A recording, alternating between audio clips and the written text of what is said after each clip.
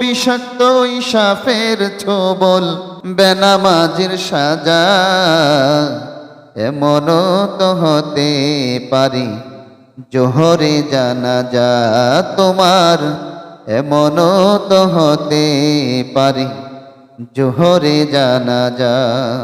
প্রিয় উপস্থিতি, এ কারণে নিজেকে আগে নামাজ পড়তে হবে, এরপর আপনার সন্তানকে আপনি উপদেশ দিবেন। আমাদের এই নামাজ আজান হওয়ার সাথে সাথে আমাদের মসজিদে ছুটে আসতে হবে। নিজের সন্তানকে যখন 7 বছর হয় বয়স, সাথে সাথে নিয়ে আসেন, অভ্যাস করেন। 10 বছর পর্যন্ত 3টা বছর তাকে ট্রেনিং দেন। 10 বছর পর থেকে না পড়লে মায়ের দেন হাত। তাহলে এই সালাতের জন্য সন্তানকে উৎসাহিত করতে হবে। আজকে কিছু কিছু মানুষ আছে যে সব ওয়াক্ত পরে ফজরের নামাজ পড়ে না। আরে সন্তানের কাঁচা ঘুম কেমনে ভাঙি, এই চিন্তা, কাঁচা ঘুম কিভাবে ভাঙি, এই চিন্তায় বিপদ। আরে ওই সময় যদি আপনার ঘরে আগুন লাগে তখন কি আপনি এই চিন্তা করবেন যে থাক কাঁচা ঘুম ভাঙা দরকার নাই? এই চিন্তা করবেন? দুনিয়ার আগুন থেকে বাঁচার জন্য যদি আপনার সন্তানকে আপনি উঠাতে ব্যস্ত হয়ে যান, জাহান্নামের আগুন কত ভয়াবহ, কমপক্ষে 70 গুণ বেশি ভয়াবহ। সে আগুন থেকে বাঁচার জন্য আপনার কোনো ফিকির নাই। আপনার সন্তান সালাত করে না, নামাজ আদায় করে না, আপনি নিজেও করেন না, তো সন্তান আপনার উপদেশ কেন মানবে? প্রিয় উপস্থিতি, জাহান্নামীদেরকে যখন টেনে হিঁচড়ে নিয়ে যাওয়া হবে তখন তাদেরকে ফেরেশতারা জিজ্ঞাসা করবে, কেন তোমাদেরকে নিয়ে আসা হচ্ছে, জাহান্নামে নিক্ষেপ করা হচ্ছে কেন? মা সালাকাকুম ফি সাকার, কেন তোমাদেরকে সাকার নামক জাহান্নামের দিকে নিয়ে আসা হচ্ছে?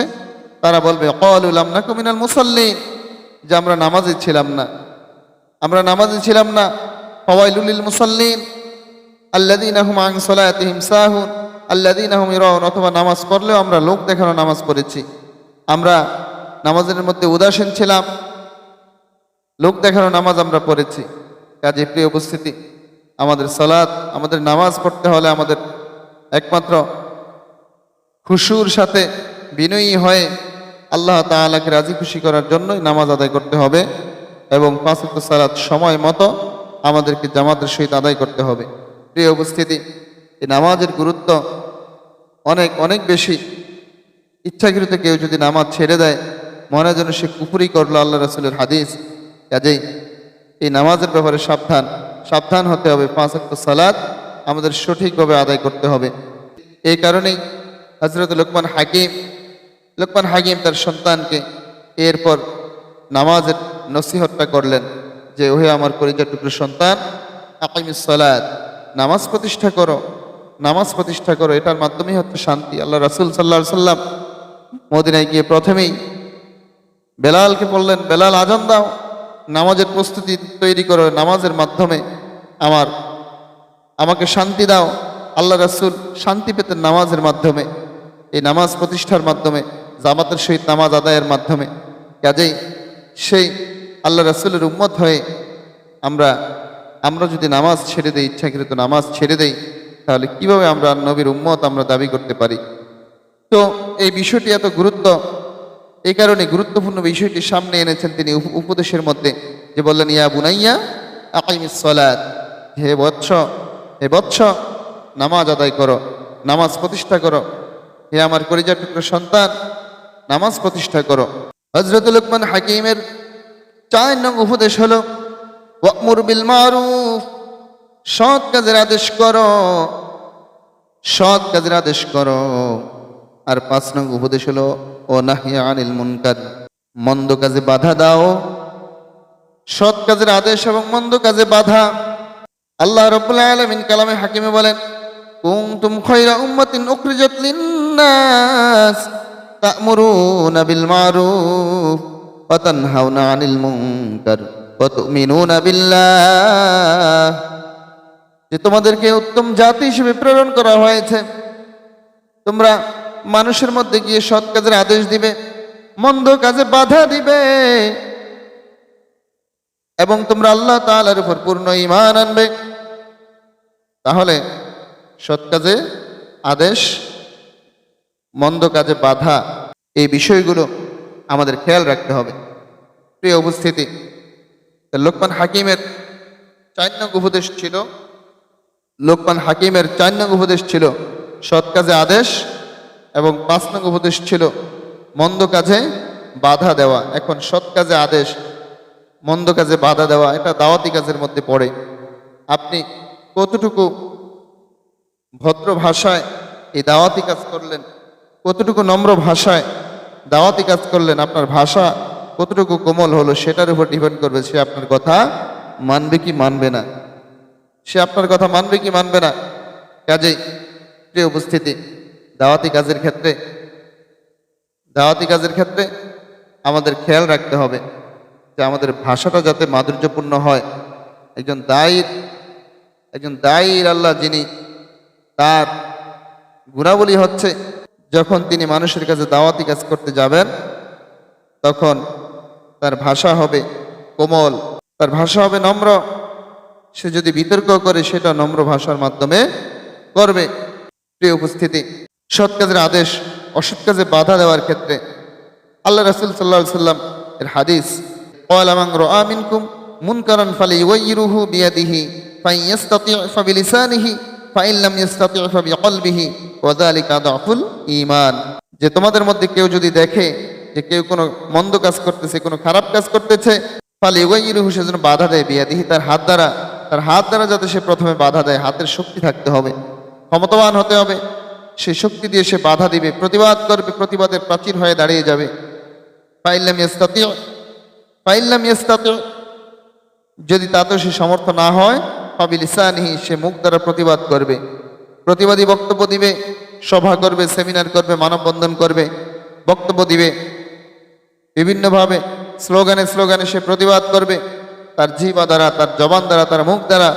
ফাইন লাম ইয়াসতাতি', এতেও যদি সে সামর্থ্য না থাকে, সে বোবা, তার হাত বিকল, শক্তি নাই, এমন যদি হয়, ফাইন লাম ইয়াসতাতি' ফাবিকলবিহি, যদি এমন হয় তাহলে সে কি করবে? অন্তর দ্বারা সে ঘৃণা করবে। আর এটা হচ্ছে দুর্বল ইমানদারের পরিচয়। যালিকা দাফুল ঈমান, এটা হচ্ছে দুর্বল ইমানদারের পরিচয়। কাজেই যদি নিজেকে সবল ইমানদার পরিচয় দিতে চান, নিজেকে শক্তিশালী মজবুত ইমানদার মনে করেন, তাহলে প্রথমেই আপনাকে হাত দ্বারা প্রতিবাদ করতে হবে। যদি কোনো অন্যায় হয় সমাজে, আপনার চোখের সামনে সুদ, ঘুষ, জুয়ার আড্ডা, ঘুষের আড্ডা, আপনার চোখের সামনে জেনা ব্যভিচার হচ্ছে, আপনি প্রতিবাদ করেন না। গান বাজনা হচ্ছে, প্রতিবাদ করেন না। কেউ মন্দ কাজ করছে, মানুষের হক মেরে দিচ্ছে, প্রতিবাদ করেন না। এই সব কিছু আপনার কাছ থেকে হিসাব নেওয়া হবে। প্রিয় উপস্থিতি, কাজেই যদি নিজেকে মজবুত ইমানদার মনে করেন, প্রথমেই হাত দ্বারা আপনাকে বাধা দিতে হবে। হযরত লুকমান হাকিমের 6 নং উপদেশ হলো, আসবির আলা মা আসাবাকা, যত বিপদ আসুক না কেন হয় কলিজার টুকরো সন্তান, ধৈর্য ধারণ করো, আর ধৈর্যের মাধ্যমে সবকিছু মোকাবেলা করো। কারণ আল্লাহ রাব্বুল আলামিন পরীক্ষার জন্য বিপদ আপদ বালা মুসিবতের মধ্যে তোমাকে নিমজ্জিত করেন। আল্লাহ তাআলা বলেন, ওয়ালা নাবলুওয়ান্নাকুম বিশাইইম মিনাল খাউফি ওয়াল জু' ওয়া নাকসিম মিনাল আমওয়ালি ওয়াল আনফুসি ওয়াস সামারাত ওয়া বাশশিরিস সাবিরিন। আল্লাহ রাব্বুল আলামিন বলেন যে আমি মানুষকে পরীক্ষা করি, ওয়ালা নাবলুওয়ান্নাকুম বিশাইইম মিনাল খাউফ, ভয় দ্বারা, ওয়াল জু', ক্ষুধা দ্বারা, ওয়া নাকসিম মিনাল আমওয়াল, সম্পদের কমতি দ্বারা, ওয়াস সামারাত, ফসল ফলাদির ক্ষতি দ্বারা, অবশ্যই সাবিরিন, যারা এই সমস্ত বিপদ আপদে যারা ধৈর্য ধারণ করবে তাদেরকে রাসূল আপনি সুসংবাদ দেন, জান্নাতের সুসংবাদ দেন। ধৈর্যশীল যারা, তাদেরকে আল্লাহ তাআলা সুসংবাদ দিয়েছেন। এই ধৈর্য ধারণ করতে হবে বিপদ আপদ সর্ব অবস্থায়। ধৈর্যের শিক্ষা আল্লাহ তাআলা যেমনিভাবে দিয়েছেন, আল্লাহ রাসূলও দিয়েছেন। যে আল্লাহ তাআলা তো বলে দিয়েছেন যে সকল মানুষ ক্ষতিগ্রস্ত, তাদের মধ্যে 4 শ্রেণী ব্যতীত, ইল্লাল্লাযিনা আমানু ওয়া আমিলুস সালিহাতি ওয়া তাওয়াসাউ বিল হাক্কি ওয়া তাওয়াসাউ বিস সাবরি, অর্থাৎ যারা ঈমান এনেছে, যারা নেক কাজ করেছে, যারা হকের পথে রয়েছে, হকের কথা বলেছে, আর যারা ধৈর্যের সাথে সবকিছু মোকাবেলা করেছে, ধৈর্য ধারণ করেছে। প্রিয় উপস্থিতি, এই কারণেই হযরত লুকমান হাকিম তার প্রিয় সন্তানকে বললেন, বাবা, সন্তান আমার, যত বিপদ আসুক না কেন ধৈর্য ধারণ করো, ধৈর্যের সাথে সবকিছু মোকাবেলা করো। কারণ কষ্টের সাথেই রয়েছে স্বস্তি, দুঃখের সাথেই সুখ রয়েছে। কাজেই ধৈর্য ধারণ, সবকিছু ধৈর্য ধারণ করতে হবে। অল্পতে ভেঙে পড়লে চলবে না, অল্পতে ভেঙে পড়াও যাবে না। হযরত লোকমান হাকিমের 7 নং উপদেশ হলো, 7 নং উপদেশ হলো ওয়ালা তুসাইর খাত্তাকা লিন্নাস। ওই আমার কলেজের টুকরো সন্তান, অহংকার করে মানুষ থেকে বিমুখ হয়ে যেও না, মানুষকে অবজ্ঞা করো না, গণমুখী হও, গণমুখী হও, মানুষকে অবজ্ঞা করো না, অহংকার করো না। কারণ অহংকার হচ্ছে আল্লাহ তাআলার চাদর। অহংকার ধরে যে টান দিতে চায়, আল্লাহ তাআলা দুনিয়া ও আখিরাতে তাকে বেজ্জতি করে তাকে জাহান্নামে নিক্ষেপ করতে পারেন কি পারেন না বলেন? অহংকার হচ্ছে আল্লাহ তাআলার চাদর, আর যে আল্লাহর চাদর ধরে টান দেয়, আল্লাহ তাআলা তার কলিজা ধরে টান দিতে পারেন কি পারেন না? আল্লাহ তাআলা তাকে জাহান্নামে নিক্ষেপ করবেন দুনিয়া ও আখিরাতের বেজ্জতির মাধ্যমে। আল্লাহ তাআলা দুনিয়াতে আখিরাতে লাঞ্ছিত করবেন, দুনিয়াতে তাকে বেজ্জতি দান করবেন, আখিরাতে তাকে জাহান্নামে নিক্ষেপ করবেন। অহংকার করা কোনো মুমিনের শোভা নয়, এটা কাফেরদের বৈশিষ্ট্য। দাম্ভিকতা এটা একমাত্র কাফেরদের স্বভাব, এটা কোনো মুমিনদের স্বভাব নয়। এই কারণে গণমুখী হতে হবে। সন্তানকে তিনি বললেন, হে আমার সন্তান, যে তুমি গণমুখী হও, গণমুখী হও, অহংকার করে মানুষ থেকে পৃষ্ঠ প্রদর্শন করো না, মানুষের সাথে মিশো, মানুষের সাথে কোমল আচরণ করো, নম্র ভদ্র ব্যবহার করো। লোকমান হাকিমের 8 নং উপদেশ হলো ওয়ালা তামশি ফিল আরদি মারহান। দম্ভ ভরে জমিনের মধ্যে চলো না। ওহে আমার কলেজার টুকরো সন্তান, দাম্ভিক হয়ে দম্ভ ভরে অহংকার নিয়ে জমিনের মধ্যে পদার্পণ করো না। ইন্নাল্লাহা লা ইউহিব্বু কুল্লা মুখতালিন ফাখুর।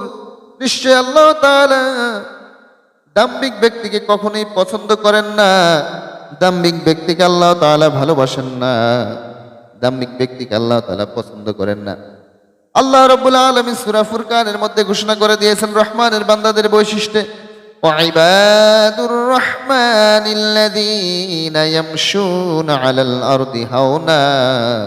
রহমানের বান্দাদের অন্যতম গুণ হচ্ছে তারা যখন রাস্তায় যখন হাঁটে মধ্যম পন্থা অবলম্বন করে, তারা নম্রভাবে হাঁটে, ভদ্রভাবে হাঁটে, বিনয়ীভাবে চলে। তাহলে লোকমান হাকিম তার সন্তানকে 8 নং উপদেশ দিলেন যে, সন্তান, ওহে আমার কলিজার টুকরো সন্তান, জমিনের মধ্যে দম্ভ ভরে চলো না। হযরত লোকমান হাকিমের 9 নং উপদেশ হলো ওয়াকসিদ ফি মাশইকা।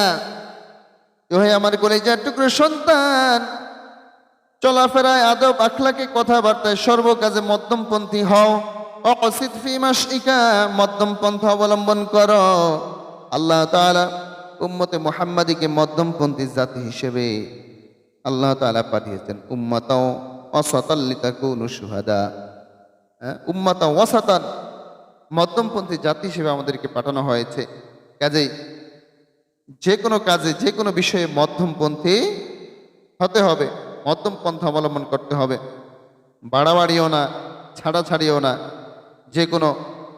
যে কোনো কাজে মধ্যম পন্থা অবলম্বন করতে হবে।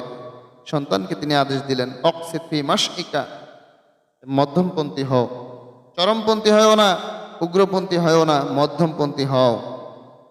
হযরতে লোকমান হাকিমের 10 নং উপদেশ হলো অকদুত মিন সাউতিকা। তোমার গলার আওয়াজকে নিচু করো, কণ্ঠকে নিচু করো, উচ্চ কণ্ঠে কথা বলো না, উগ্র আওয়াজে কথা বলো না। ইন্না আনকারাল আসওয়াতিল আসাউতুল হামির। নিঃসন্দেহে সবচাইতে অপছন্দনীয় আওয়াজ হচ্ছে গাধার আওয়াজ। গাধা আওয়াজ করে কিভাবে? এই কারণে কর্কশ আওয়াজ, উচ্চ আওয়াজ আল্লাহ তাআলার কাছে অপছন্দনীয়। এই কারণে গলার স্বরকে নিচু রাখা, কর্কশভাষী না হওয়া। যখন কথাবার্তা বলবে উগ্র আওয়াজে কথা বলবে না, নম্রভাবে, কোমলভাবে কথা বলবে। এই লিসান, জিহবা এমন একটা বিষয়, এই জিহবা দ্বারা মানুষকে আঘাত করা যায়, আবার জিহবার মাধ্যমে মানুষকে প্রশংসা করে মানুষকে বুকে টেনে নেওয়া যায়। প্রিয় উপস্থিতি, এই 10টি নসিহত লোকমান হাকিম তার সন্তানকে করলেন। এই উপদেশগুলো আমরাও আমাদের সন্তানদেরকে করবো ইনশাআল্লাহ। এই উপদেশ আমরা যদি গ্রহণ না করি, এক কান দিয়ে শুনে আরেক কান দিয়ে যদি বের করি তাহলে আমাদের পরিণাম কিন্তু অনেক ভয়াবহ। আল্লাহ তাআলা কিন্তু সেই ঘোষণা দিয়েছেন সূরা আনফালের 22 নং আয়াতে। আল্লাহ রাব্বুল আলামিন বলেন, ওয়ালাকাদ যারানা লিজাহান্নামা কাসীরাম মিনাল জিন্নি ওয়াল ইনস লাহুম কুলুবুন লা ইয়াফকাহুনা বিহা। আর আমি জাহান্নামকে পূর্ণ করব মানুষ এবং জিনদের মধ্য থেকে। অসংখ্য মানুষ এবং জিনদের দ্বারা আমি আমার জাহান্নামকে পরিপূর্ণ করব। ওই সমস্ত মানুষ এবং জিনদের মধ্য থেকে যারা লাহুম কুলুবুন লা ইয়াফকাহুনা বিহা, যাদেরকে আমি অন্তর দিয়েছি, ওই অন্তর দিয়ে তারা একবারও চিন্তা করে না। তাদের সামনে কোরআনের কথা যখন বলা হতো, যখন নসিহত করা হতো, তারা সেটা অন্তর দিয়ে শুনতো না। ওয়ালাহুম আয়ুনুন লা ইউবসিরুনা বিহা, তাদেরকে যখন কোরআনের দলিল দেখানো হতো তারা সেটাকে অবজ্ঞা করত, তারা সেটাকে গ্রহণ করত না, দেখেও না দেখার ভান করত। যখন তাদেরকে কোনো কিছু শোনানো হতো, ওয়ালাহুম আযানুন লা ইয়াসমাউনা বিহা, যখন তাদেরকে দিনী কথাবার্তা শোনানো হতো, নসিহত শোনানো হতো, তারা না শোনার ভান করত। এক কান দিয়ে শুনতো আর এক কান দিয়ে বের করে দিত। উলাইকা কাল আনআম, এরাই হচ্ছে চতুষ্পদ জন্তুর মতো। বালহুম আদল, বরং এরা তাদের চাইতে নিকৃষ্ট, চতুষ্পদ জন্তুর চাইতে ওরা নিকৃষ্ট। উলাইকা হুমুল গাফিলুন, আর এরাই হচ্ছে অজ্ঞ মূর্খ।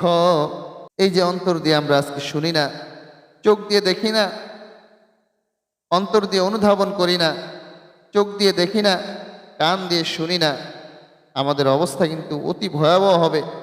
নিকৃষ্ট বিচরণশীল প্রাণীর সাথে আল্লাহ তাআলা তুলনা করেছেন, ইন্না শাররাদ দাওয়াবি ইনদাল্লাহি সুম্মুল বুকমুল লাযীনা লা ইয়াকিলুন। হ্যাঁ, নিকৃষ্ট বিচরণশীল আল্লাহ তাআলার নিকট এরা এরা বোবা, এরা বধির, এদের আকল নাই, এরা বুঝে না, এরা বুঝে না যে দিনের নসিহত কি জিনিস। আল্লাহ তাআলার কাছে এদেরকে আহ্বান করা হয় যে ফিরে আসার জন্য, কিন্তু এরা আসে না। প্রিয় উপস্থিতি, হযরত লোকমান হাকিমের এই 10টি উপদেশ আমরা খুব মনোযোগ সহকারে আমরা নিজেরা পড়ব, বাসায় আমাদের সন্তানদেরকে আমরা এই উপদেশগুলো দিব। কোরআন খুলে আমরা অর্থ সহ পড়ব, তাদেরকে বোঝাবো ইনশাআল্লাহ। আল্লাহ তাআলা আমাদেরকে তৌফিক দান করুক। সকলে বলি আল্লাহুম্মা আমিন।